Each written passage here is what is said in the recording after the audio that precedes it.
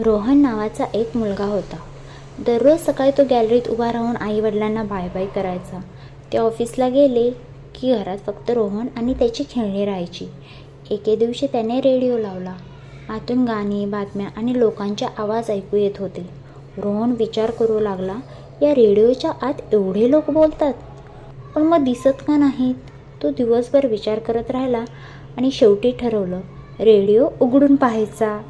त्याने स्क्रू घेतला आणि हळूच रेडिओ उघडायला सुरुवात केली. रेडिओ पूर्णपणे उघडला गेला, पण लोक काही दिसत नव्हते. रोहन निराश झाला. संध्याकाळी आईवडील आले. त्यांनी फोडलेला रेडिओ पाहिला. वडील म्हणाले, हे कोणी केलं रे? रोहन म्हणाला, मला आतले लोक बघायचे होते. आईवडील हसले. आई त्याला जवळ घेत म्हणाली, बाळा, त्याच्या आत लोक नसतात, पण त्यांचे आवाज असतात. आवाज हवेतून दूर कुठेतरी जातात आणि रेडिओ त्यांना पकडतो. रोहन मोठ्या डोळ्यांनी विचारतो, म्हणजे आवाज उडतात का आई? आई म्हणते, हो बाळा, आणि तुझं हसूही उडू शकतं जगभर.